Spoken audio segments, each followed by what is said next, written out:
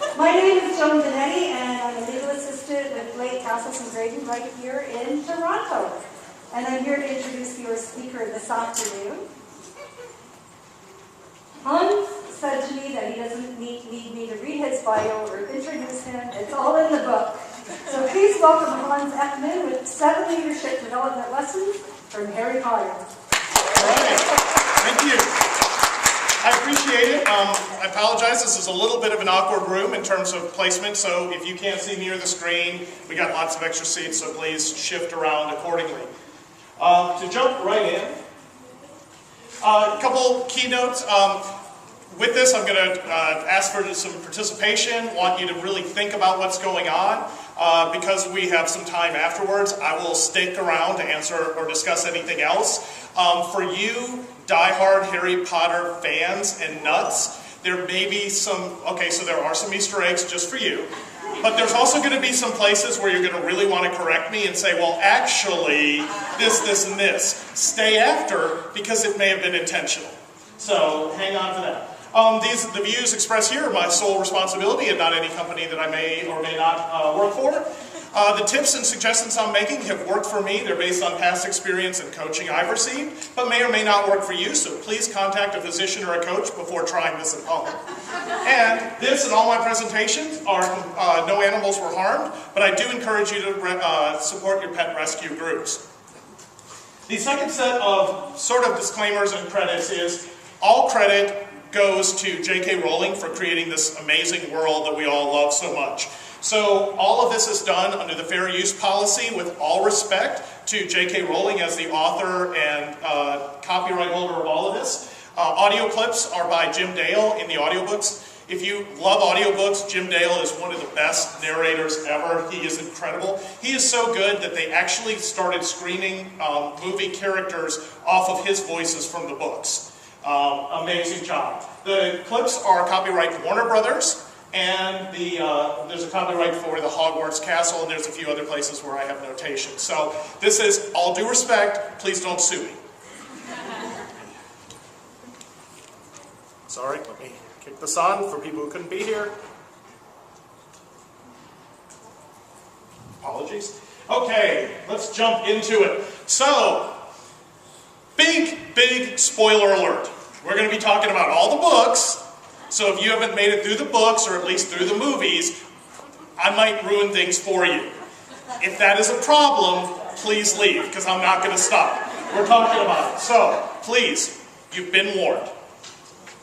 Alright, let's start in and talk about Harry Potter, because, he's this incredible character, and who just had outstanding journeys and trials and tribulations. But who was he? So is he the greatest wizard in the world? No. Was he a dark wizard with tremendous powers? Okay. Was he the cleverest wizard of his years? Who was that? Hermione, of course. Was he the greatest seeker in Quidditch? No, who was that? No, Victor Crumb! Was he a boy who survived by luck alone in the sacrifices of others? Really? That's what Voldemort said. Sorry, he who must not be named. So, he was just a person like us. He went through some amazing things. He was special because of his circumstances, but not so much that, but how he chose to deal with those circumstances. And that's what we're going to look for here. I want you to take 7 lessons away from Harry Potter that apply to all of us. Any one of us could have been put in this situation, made similar choices, and had the same outcome. So he wasn't special by birth. It wasn't like he was Hercules and the son of a god and had special abilities. It was what he chose to do. So I'm going to go ahead and give you those 7 lessons ahead of time, and then we're going to look at each one. But I want you to know what to expect. The first one, we only grow through our tests and our trials and our failures. Next, I want you to either find or be the right kind of teacher. I want you to always play to your strengths. You must be able to adapt to change. That is more important than anything else. It's the choices that we make that define us. Perseverance is needed to overcome adversity and obstacles. And finally, individuals can complete tasks, but teams win battles. So these are the 7 lessons that we're going to cover today. So let's start off with the first one. So is Dumbledore probably the worst adult ever? Letting Harry Potter get into so much trouble, giving him an invisibility cloak so he could get into even more trouble. And if you think about it, Sorcerer's Stone, he knew he was going after Quirrell and trying to stop him. And he never talked to him about it. He never told him he was aware. He never gave him a warning. Chamber of Secrets, same thing. He never shared with Harry the fact that he knew who had opened the chamber the last time, or why it might be relevant. The Triwizard Tournament, yes, it's a magical contract that he couldn't get out of. All he had to do in any of the trials is step out and step back and get 0 points for each one. He could have gotten out of it. Dumbledore's army ended up creating his own class to teach people what they were missing in school. And then most importantly, the search for Horcruxes, which he had to tackle alone with so little guidance. Well, why does that matter? So Dumbledore knew from the very beginning that Voldemort was coming back. Knew that he was going to be a risk. And because of the prophecy, because of the way things would unfold, Harry and Voldemort would end up meeting each other in battle. So Dumbledore had a limited amount of time, potentially, to get Harry ready to face that battle and those trials. So he could have coddled him and nursed him, and he tried in some cases by not telling him the truth because he wanted to save his feelings. But in the end, he knew, and even Harry acknowledges this several times, that Dumbledore seems to be letting me stretch my wings and see what I'm capable of doing. So he knew that Harry was going to have to learn how to do these skills. So how do we apply this? So as you're going to see, there's a pattern. I want to give you a context to the books primarily, or to the audio clip we're going to listen to. Talk about why that's important in the lesson, and then how to apply this in your lives. We're going to follow that same pattern 7 times. 7, because 7 is the magic number in Harry Potter. I want you to volunteer for new challenges. If you're staying in your job, if you're doing the same thing day in, day out, you're not going to grow, you're not going to get better. Do you have 15 years of experience, or do you have 1 year of experience 15 times? Think about that. If you're doing the same thing, then you're getting that same year of experience over and over again, and you're not going to be able to move on and take on. Don't be afraid to fail. It's the only way we're going to learn. I have learned more by doing things the wrong way, or trying things. And failure isn't a bad thing, saying failure like, oh my word, I just caused our company to get sued. We don't want that kind of failure. But try something, did it work? Okay, I learned from that, what am I going to try next? Okay, I learned from that, what am I going to try next? Those are successes. Every time you learn something from your experience, it's a success and not a failure. And what I also want you to do is look and delegate to your team, even when you know you can do a better job. Some of you may be thinking, well, I don't have a team. I don't have direct reports. Everybody that relies on you is your team. When you do something for them, you are making it easier for them and you potentially, but you're putting the work and burden on you. If you can work with people so that they do the things that they should be doing, don't be their crutch, but enable them to do the right thing at the right time, it will help.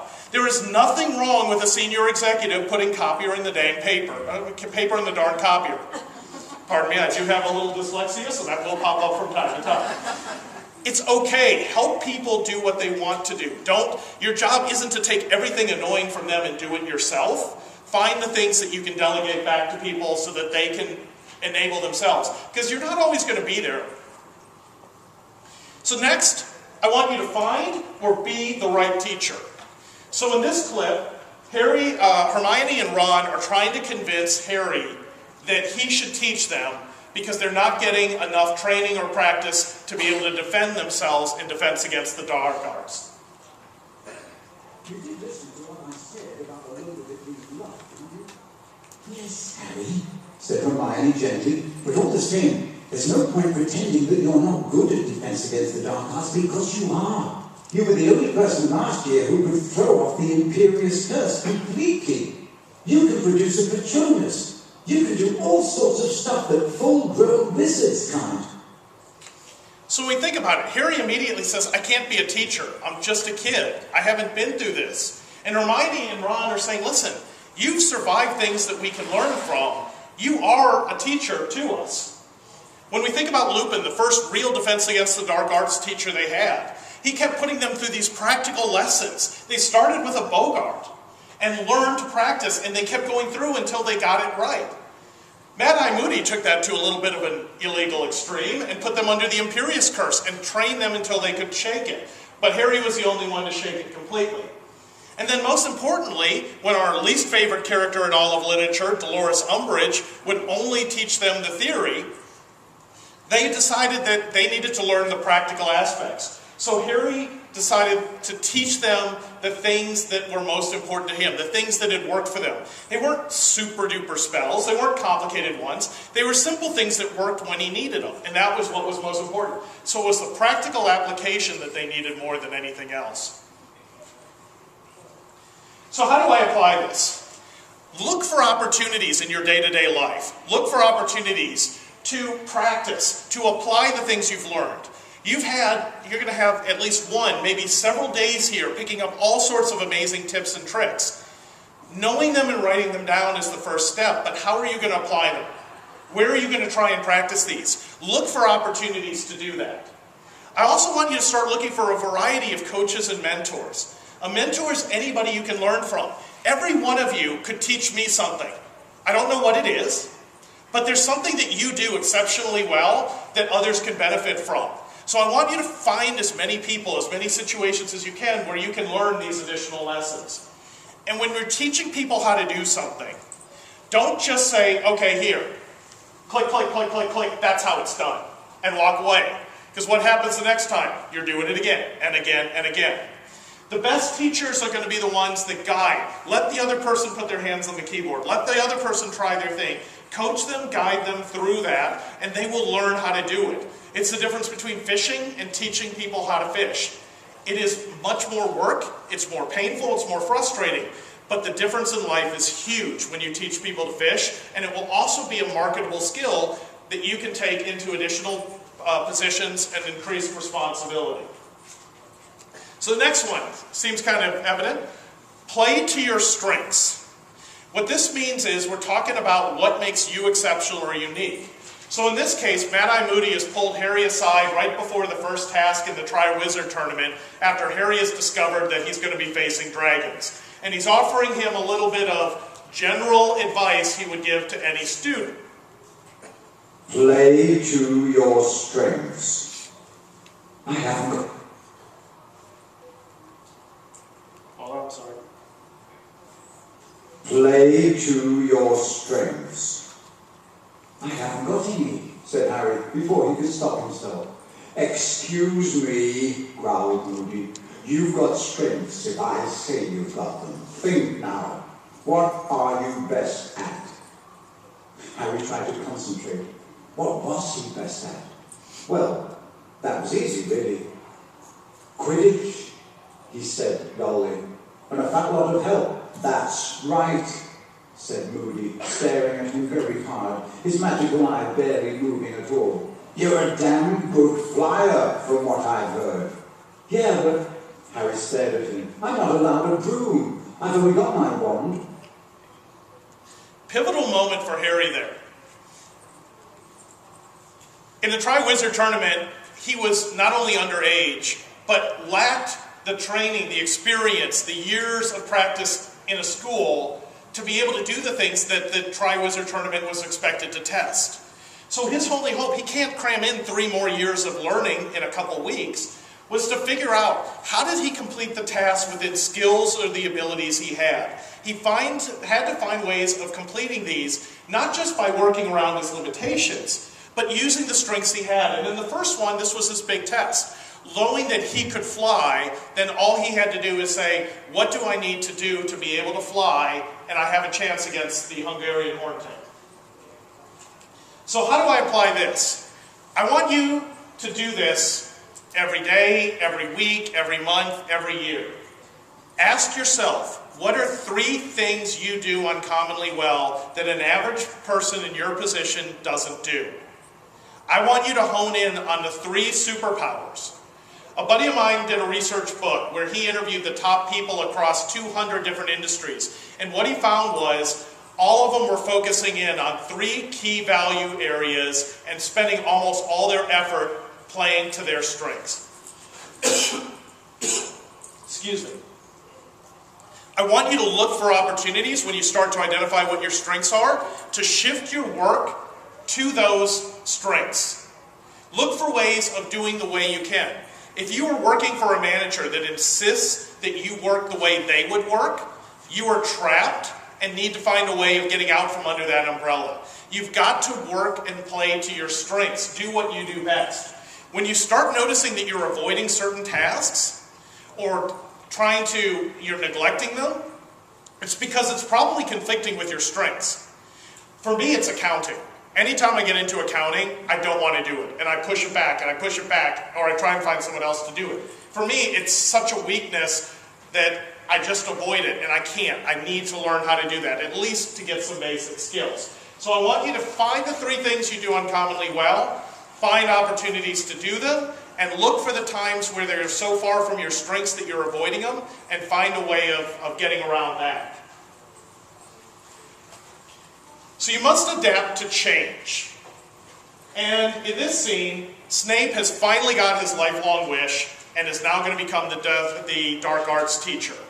And gives a very powerful speech at the beginning of his class that Hermione ends up upsetting Harry by saying was almost identical to how he started the DA. The dark arts, said Snape, are many, varied, ever-changing and eternal. Fighting them is like fighting a many-headed monster, which, each time a neck is severed, sprouts a head even fiercer and cleverer than before. You are fighting that which is unfixed, mutating, indestructible. So adapting to change. When we think about Harry as he's facing all of these different challenges, he never really knew what he was going up against. He might have had a slight indication, might have had a little bit of a warning, but he didn't know. So how do you prepare for the unknown? When he's talking about fighting, when he's talking in the Hogshead about what it's like when you're facing down a challenge, or when he was facing down Voldemort, he's like, it's not like you study for this. It's not like I got to rehearse. You just grab whatever spell you remember. You do whatever it is. And a lot of times he just thought he got lucky. But what he did was what is core that we all need to do. He leveraged his skills, he acted with bravery, and he always took action. Doing something now is almost always better than doing the perfect thing later. You may have a better way of doing it. There may be a better way of settling conflict. But having that conversation at the moment it pops up, having that crucial conversation at that moment is better than coming up with a perfect response later, because you can't recapture that opportunity. So Harry really, as he's going through, developed a base set of skills and approaches to the problem solving that repeated in every conflict he ended up having. So how do we apply this? I want you to focus less on the short-term tasks and outcomes. And this is really hard for us, because we've got so many things. We've got our task list and the same things, and a lot of repetition. And we want to just keep knocking that stuff off and getting better at doing those skills and activities. But that's a very short outlook. Instead, I want you to start building a wider skill set, a better toolbox, more tools and techniques to be able to adapt to any change that happens. How many people have been through at least one reorg? Almost everybody. How many people have been through 3 or more reorgs? Did simply doing the same task the same way help a lot when you were going through those reorgs? So in a way, a little bit, doing that routine got some of the base stuff done. But if you've built your skills and support network, then you're adapting to the change. You're looking at each opportunity, each reorg, everything that's happening, and saying, I know how to apply my skills in this new environment to this new threat. And there's a quote from Charles Darwin that I absolutely love. It's not the strongest of the species that survive, nor the most intelligent. It's the ones that are most adaptable to change. That's the key to survival. That's the key to success. Those of you who can deal with change, flux, new opportunities, setbacks, will always outperform those people who can do even the same type of tasks better than you, because you're going to be able to apply them across a wider area. You're going to build a toolbox that is going to have an increased breadth and depth into how you solve that problem. That will also open up new opportunities to you, because you'll have built out a skill set, and you'll see a new opportunity and say, you know what? I've been doing a lot of those same things. I could do it here, and that sounds kind of cool. So the next one really is core to the Harry Potter books, and it's a theme that keeps popping up. It's the choices that we make that define us. So in this case, Harry has just come out of the Chamber of Secrets after destroying the Basilisk and Tom Riddle. And he's having a moment of conscious relapse where Tom Riddle told him that they were a lot alike, and he's starting to think maybe he is evil. Maybe he is bad. Maybe he should have been in Slytherin. It only put me in Gryffindor, said Harry in a defeated voice, because I asked not to go in Slytherin. Exactly, said Dumbledore, beaming once more, which makes you very different from Tom Riddle. It is our choices, Harry, that show what we truly are, far more than our abilities.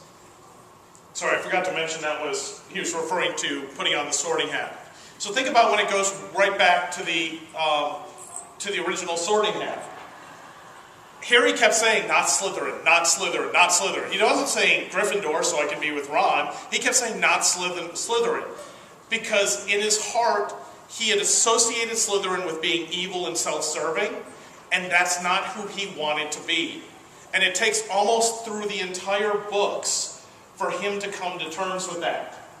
Also in the Sorcerer's Stone, or Philosopher's Stone, depending on where you read the first book, Harry chose Ron over Malfoy almost immediately.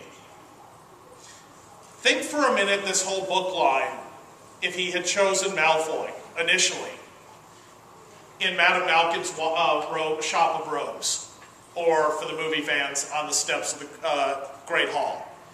Think about it if it had been Malfoy, Harry, Crabbe, and Goyle that were the four troublemakers having fun, and what that would have done to the story. Versus Ron and family.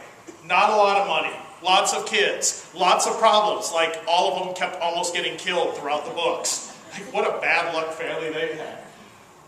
But Harry chose the friends and the family that were associated with the life that he wanted to have, what was missing. For him, even as poor as he grew up with the Dursleys, it wasn't about the money. It was about the family. And that's what the Weasleys became to him. They became the family he should have had. And ends up having forever anyway. The ultimate choice I think Harry made through this was after he came out of the Pensieve, seeing the history of Snape, and deciding now that he knew everything, that he was going to walk willingly into the forest and not put up a fight. Think about the courage, the depression, the difficulty of making that choice. Compared to the choices we make in our daily lives, for most of us, thankfully, we got it easier. So throughout these stories, Harry continued to make the decisions that made him who he was, and it was those choices that allowed him to be successful. So what I want you to do is think about it on just a short-term basis. 90% of the stuff we do every day, just about anybody could do. But there's 10% of our days where we have an opportunity to put on our superhero cape, make a decision, do something difficult, learn or tackle something new, address a conflict, and try and get it resolved. Those are the times where you're using your superpowers that are going to be the most important. Those are the times that create hero stories. It doesn't have to be a grand adventure like Harry's, but simply dealing with an office conflict and not letting it go is the chance to step up and the chance to make a difference. And those add up. I firmly believe in karma. Longer term, I want to introduce you to a concept that was part of Switch. It's a book by Dan and Chip Heath, How to change things when change is hard. Phenomenal org change management book if you're interested. What you want to do is set a destination postcard and then script the critical steps. So a lot of us, we might have goals, we might have a plan, but a destination postcard is looking at that in reverse. If I went back, let's say 5 years from now, and I'm looking back, and I could send myself a postcard of what the future looks like and describe it. What does that destination look like? How do I know I was successful? What will I have accomplished? What's going to have happened? What will have changed? That sets my goal in a very easy, discrete way that I can't weasel out of. The second is I want to script the critical steps. If 5 years from now that's the postcard I want to send to myself, what are the things that would have to happen along the way to allow me to arrive at that destination? So the goal comes out of here is anytime we would do a very discrete plan that says on Tuesday I'm going to do this and on Thursday I'm going to do this, by the time we get 5 years out, the plan is nowhere close to what reality was. But don't you think if you had a postcard that you wrote to yourself about where you want to go and a few things that you needed to accomplish to get there, wouldn't that be a lot easier to follow? No matter what happened in your life as you're adapting to change, wouldn't you constantly realign towards that goal? When you have choices to make, should I go to this session or this session? Should I take this opportunity or this opportunity? Should I learn this skill or this skill? Wouldn't it be a lot easier if you're like, well, which one is going to get me closer to completing one of these steps that's going to get me to the destination postcard? It's a different way of planning. You can do this in your organization too. If you're trying to transform and improve your team, get them together and plan the destination postcard. Plan the critical steps and get everyone's buy-in. Then when you have conflict or things going in a different direction, you can say, well, is that aligned to, will that help us get to our destination postcard better, faster, or cheaper? If not, maybe we shouldn't do it. So the next one, perseverance is needed to overcome adversity. And to introduce this one, now this also comes from the meeting in Dumbledore's office after the Chamber of Secrets. Sorry, I'm giving the wrong, let me get mine right, thank you. Okay, sorry. Half-Blood Prince. Dumbledore and Harry are meeting after he has gotten the memory from Slughorn. And they're now talking about the fact that they know that the Horcrux was created. So Harry and Dumbledore are having this conversation. He made 7 Horcruxes, said Harry, horror-struck, while several of the portraits on the wall made similar noises of shock and outrage. But they could be anywhere in the world, hidden, buried, or invisible. I am glad to see you appreciate the magnitude of the problem, said Dumbledore calmly. So perseverance, can you imagine finding out that you are now going to try and find 6 hidden objects that could be anything and anywhere? Like the courage it takes and the perseverance to keep slogging along that path, to keep working towards it, the belief that the goal's worth it. In highly regulated companies, in ones with a lot of tight corporate structure, perseverance is going to be one of your best tools because change is going to come very slow, it's going to be very difficult, and you're going to have patience. You're not going to get the changes you want. There's going to be frustrations, there's going to be setbacks, and you just keep having to chip away. As long as it's going towards your destination postcard, as long as you're working on the critical steps that are going to make you and the team successful, you're on the right path. But it's going to take that amount of work. So think about this as Harry, Ron, and Hermione are about to set out to try and find the rest of the Horcruxes. Harry ends up, in most of the beginning of Book 7, having to come to terms with the pattern of secrets and lies. He wasn't given all the information. He wasn't told enough information. He was expected to succeed really almost on his own.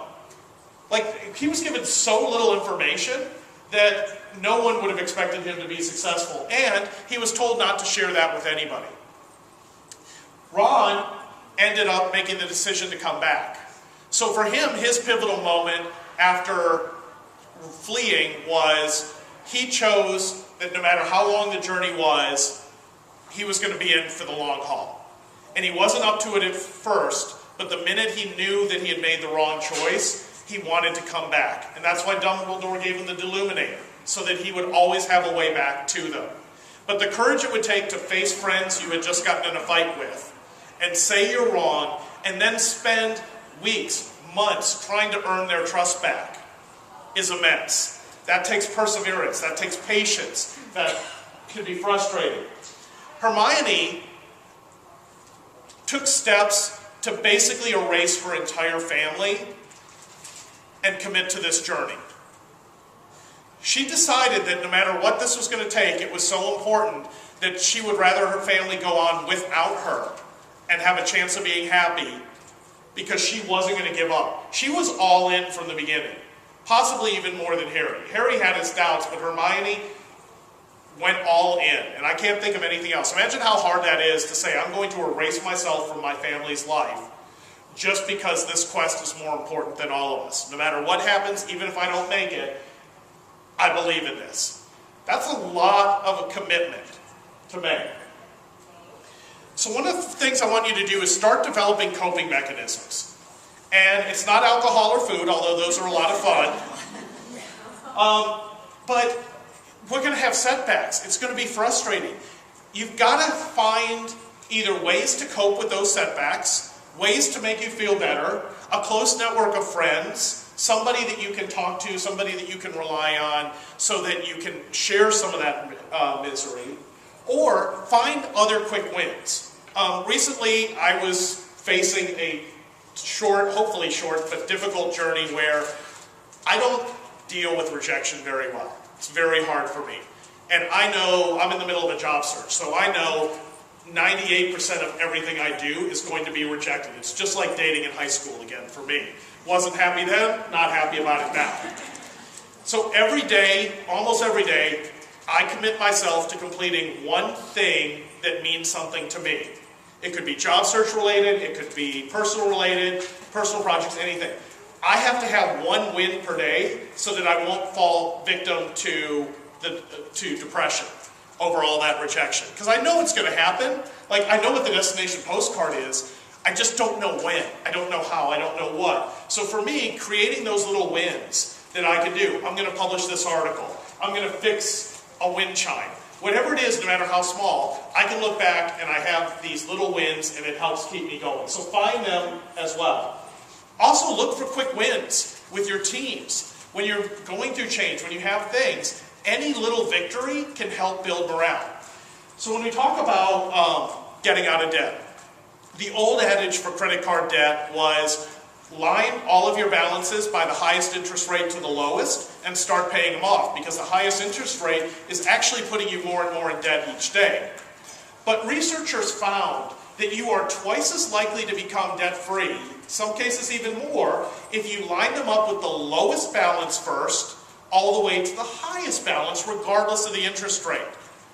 Doesn't seem to make sense until you think about it in terms of quick wins. If I've got a small balance, and I make a few sacrifices and pay it off, I have learned how to pay off at least one debt. And I've started. And I feel good about that. So now I'm going to tackle one that's a little bit bigger. And then I've got to tackle one that's a little bit bigger. By the time you get to the really big balances, you have such a pattern of success that it's a lot easier. You're more willing to survive the entire journey by paying it off that way. Our lives are the same way. Let's say you want to get a certification, or you're following up with a college or graduate degree that you wanted. When you're also working, that 2-year, 3-year, 4-year program is now an 8-year, 10-year, 12-year program if you can keep it going. So you've got to set things that you can win. Pick and say, okay, by this date, I want to have gotten this far in the program or taken these classes. I also want you to start to recognize Death March projects. So there was a book back, I think it was in the early 80s, called Death March Project Management. And it's a fascinating book, but I can spare you from reading it because there's really 3 key points. The first third of the book was, how do you recognize when the project or business area you are in is doomed to fail? We've been there, haven't we? Where we know the team, the business, something is going to fail and it's not going to work. The first step is recognizing it. The second third of the book is nothing but tips and techniques on how to get somewhere else. How to get out from under that project, out from that department, out from that company so you don't fail. For me, I kept volunteering one time for some horrible projects because the big project that they wanted me to work on, I knew couldn't win. Their whole premise for what they were doing and how they were doing it was just awful. 5 entire teams came and went, and they never successfully implemented. But I knew they couldn't, and so I volunteered for something that was worse before my name got thrown into the hat here and was able to escape. The last third of the book is, if you can't escape, then how do you cope, how do you survive? And the short version of that is, you don't have to outrun the bear, just outrun at least one other person the bear's chasing. So if you're in a doomed area, or an area that is having layoffs, or restrictions, or bad places, always make sure you're not in the bottom. Make sure you're doing something extra. Make sure you're being noticed. Make sure you're marketing yourself so that somebody else will lose their job before you do. It's selfish, but it should be. Like, if you're providing more value, then you deserve the position, not someone else. So our last tip, individuals complete tasks, but teams win battles.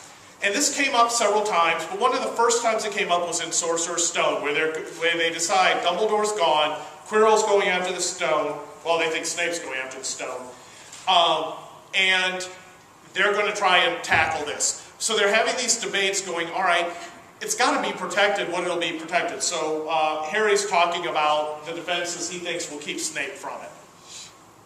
I reckon there are other things guarding the stone apart from Dobby. Loads of enchantments, probably. And Quirrell would have done some anti-dark arts spell that Snape needs to break through. So when we look at this, throughout in the Sorcerer's Stone, they never could have gotten past this without contributions of all 3. All 3 of them, multiple times, contributed to the success. So in the very first book, we would not have had a success if Harry had not gone there with his friends. The first thing, once Voldemort comes back after the Goblet of Fire, the Triwizard Tournament, the first thing he does before anything else is he starts contacting his network to pull together the Order of the Phoenix. He knows if he's back, they're going to be organized, and they need to be organized to get ahead of this. So the very first thing he does is start by building the team. If you think about it, the minute Voldemort came back, why wouldn't Dumbledore just go after him and try and kill him? Like, that would probably be the weakest. He's not back, he's not organized, it was supposed to be a surprise. Why not grab the quickest people you can, go after them, and imprison him, stop him, do whatever you can? He knew that to ultimately win the whole battle, that he really needed to get the Order of the Phoenix. And then Harry and Dumbledore's army, repeatedly, not only did they battle at the Ministry to try and save Sirius, but also in the Battle of Hogwarts, where the teams pulled together. And in each case, Harry and others couldn't have been successful if it wasn't a team effort. Think about the number of times that somebody helped out, provided the missing piece of information. When Harry's going through the castle and trying to find Rowena Ravenclaw's diadem, it's Luna Lovegood, one of the quirkiest, most probably autistic characters in the book, helps him by identifying what it is and the history so that he is able to finally piece it together later. So when you're thinking about this and how to apply it, Harry always had help. So we'd like to think of him as this great hero or this great superhero. But everything he did, his success, yes, he took action, he relied on his strengths, but he always did it with his team and his friends. And there were times where he pulled people in to help him, and there were even more times where his team stepped in and wouldn't let him face these challenges alone. Think about how many times Harry fought against getting others involved and trying to do this on their own, and his friends wouldn't let him. That's us. Sometimes we're Harry, and we need to rally the troops. Other times, we need to help somebody who needs help, and they're afraid to ask or don't want help. This isn't a question where pride should get in the way. We need to work as a team. When you're trying to complete something, look for the people that are best suited to the task. It's not always going to be us. But if we can surround ourselves with good people, then we know who to go to. That's where the whole concept of linchpin comes from, is those indispensable people in an organization that you can't do without. They're your go-to people. You need to build a network and identify the linchpins and make sure that the teams understand you are as well. But when you're doing this, you can't burn out your top performers. So you can't always give the hardest task to the best people. There's times, and think about Harry and what Dumbledore let him do. You've got to give tasks to people, or you've got to take on tasks that are outside your comfort zone so that you can grow and change. It's a learning process. It's a growing process. So look for those opportunities where somebody may be able to step up. Mentor somebody who may be a little bit more junior. Look for a mentor and find out how to go. One of the people I was mentoring actually connected with somebody who was in an advanced version of their role, and they started spending an hour a week, every other week, at lunch, simply talking about what is it you do, how do you face the challenges, what are the things I need to know, because she really wanted to move in that position, and eventually she was successful. And she had the core, she just had to translate it to a new area. So I want to kind of pull this together and then open it up for some wider discussion here. There's one area that I wanted to bring in, and it wasn't directly tied to the lesson specifically, but it's an area to me that sums up the value of the books and the moral lesson, the compass we can take away to guide our lives and give us the strength to say we're ready to face new and more difficult challenges. But sir, said Harry, making valiant efforts not to sound. All right, sorry, I need to set this up. So Harry is having a conversation in Dumbledore's office, and this is after he has discovered the prophecy and knows what the outcome is going to be. And to Harry, he keeps saying, it's the same thing. We've got to kill each other. And there's no other way. I've got to kill him, and that's it, and it's because of the prophecy. So he and Dumbledore get into this argument. But sir, said Harry, making valiant efforts not to sound argumentative, it all comes to the same thing, doesn't it? I've got to try and kill him, or got to, said Dumbledore. Of course you've got to, but not because of the prophecy. Because you yourself will never rest until you've tried. We both know it. Imagine, please, just for a moment, that you had never heard that prophecy. How would you feel about Voldemort now? Think.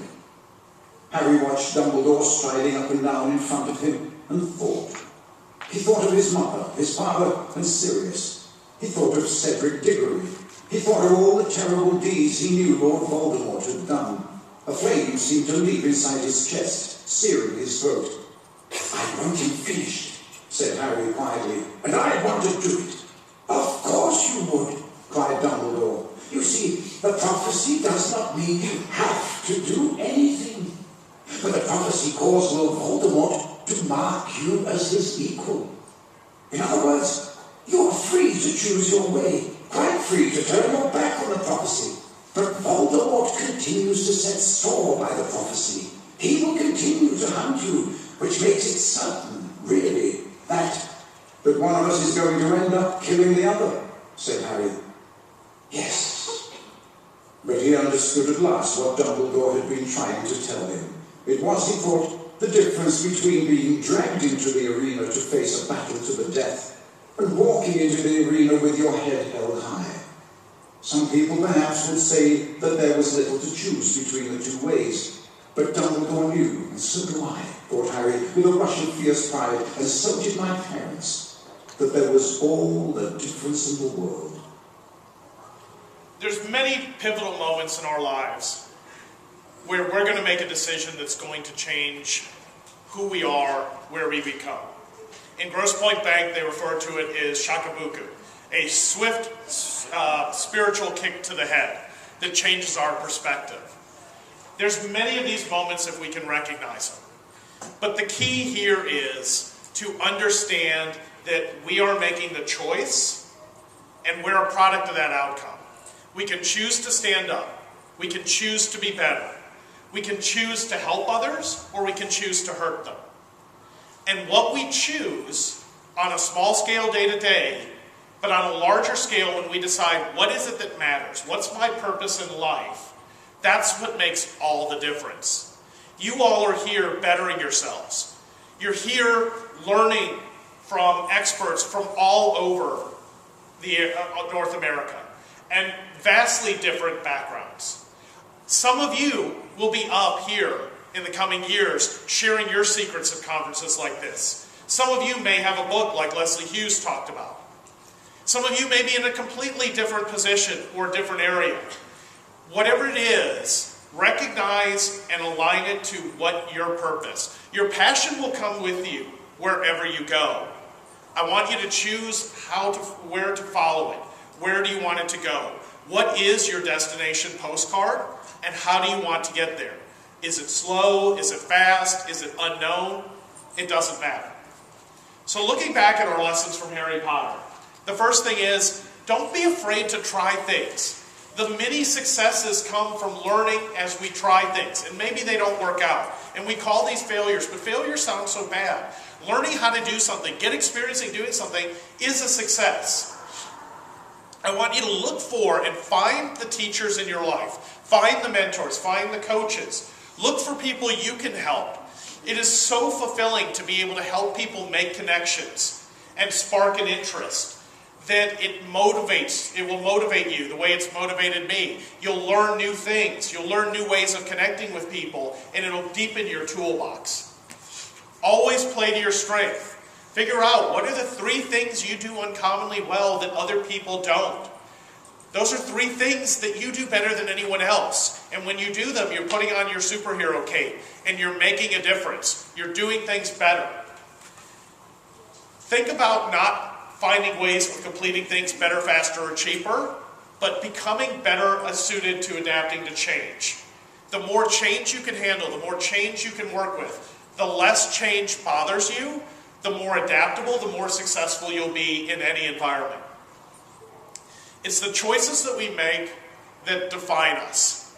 And those choices are small, deciding which sessions to go to today, who to talk to. Am I going to go and meet somebody new, or am I going to huddle around the 2 or 3 people I already know because I'm too shy to meet other people? That's me. That's something I've got to fix. There's also the bigger choices. Do I go and join a new division? Do I work with a new person? Do I learn a new domain? Do I try something else? These options are open to you, and those choices are going to help set your path. But it's going to take perseverance to overcome the challenges you face. It's a long journey. It's going to have setbacks. For some of us it may be easier, for some of us it's going to be harder. But be willing to take that journey. Know that the outcome is worth it. And then finally, as we're doing this, teams win battles. Individuals can complete tasks. So you've got to build your team, build your network. The wider it is, the more diverse. The deeper it is, the better you and your team will be. So I want to take a minute and ask you, because now I'm giving you all your acceptance letter to Hogwarts. And I want you to share with me anything from here or even other stories from Harry Potter that have contributed to your life. Like, are there anything, can anyone want to share what's things that they might be willing to try or something that they may have learned?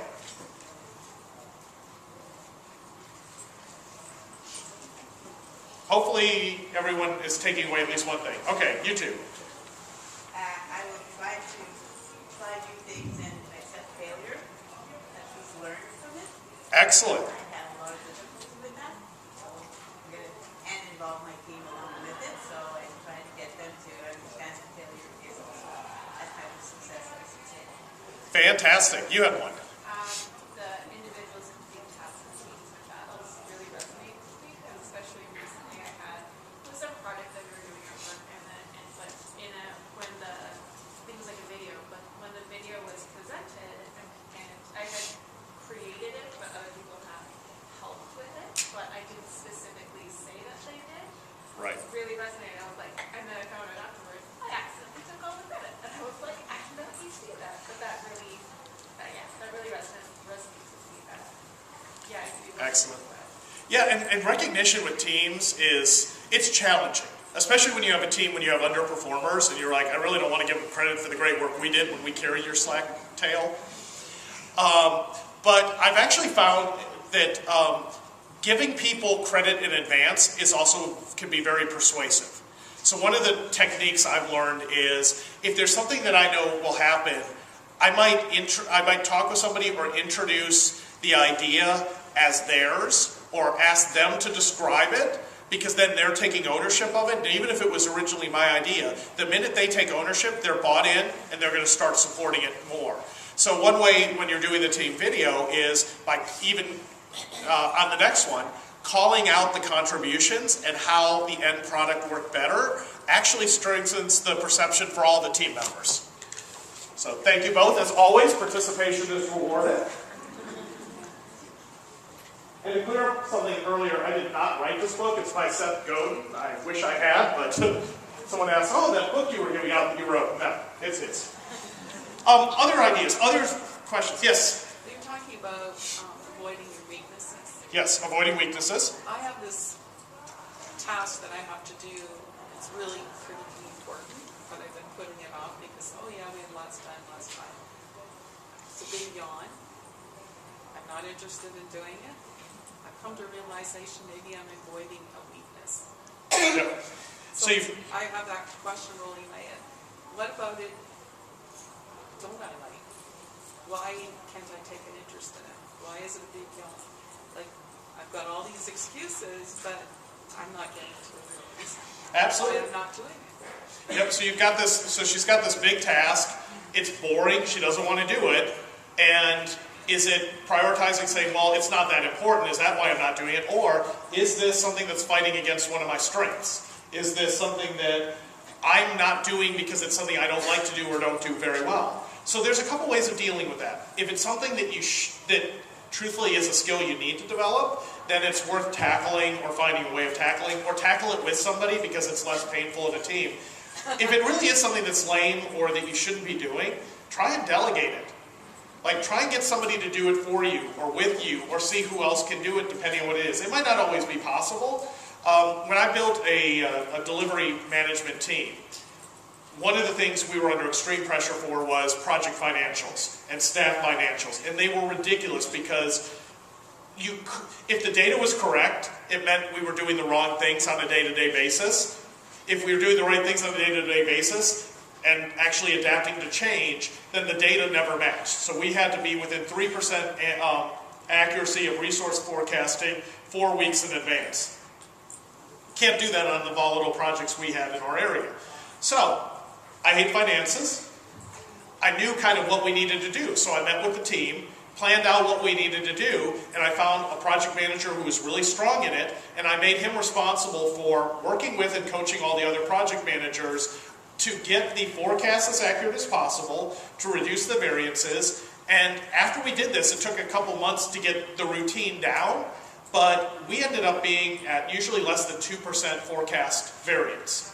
And it was simply by updating the system at the right time so that you updated it before they ran the report instead of after. We ran it before, fixed the data, and got it going. And we started having teams book based on what they were forecast, not what they were actually doing, so that the numbers should have matched 100%. Because if they're going to give us a horrible metric that doesn't mean anything, I'm going to cheat. Other thoughts, questions? Yes? Well, another thought for adapting to change. Our organization is going through a merger, so I think you had said we celebrate those quick wins. Yes. And I think that's going to be something I'm really going to focus on applying to the teams to celebrate those wins. Absolutely, yeah. Even if they're fake, create moments where the teams can come together, work together, get used to it, tie in social. Like if you're going through a merger or teams are joining or you've had a flux of people, grab lunch, grab coffee. There's a program Umpqua Bank started where every week they spend 15 minutes and they get everybody on the floor or in a general area regardless of who works with who, and they do some silly games. Like some little team building, some little activity, some little test. We had a paper airplane contest. We had a foam pool noodle sword fight. We had Two Truths and a Lie, where you tell two truths about yourself and a lie, and everyone has to guess, and the team who guesses right the most time wins. So things are fun that way that you can build. Yes? Yeah, I just wanted to say, this session is right after lunch. I'm tired, I'm full. I don't know anything about Harry Potter, and this has probably been one of my best sessions ever. I loved it. Thank you.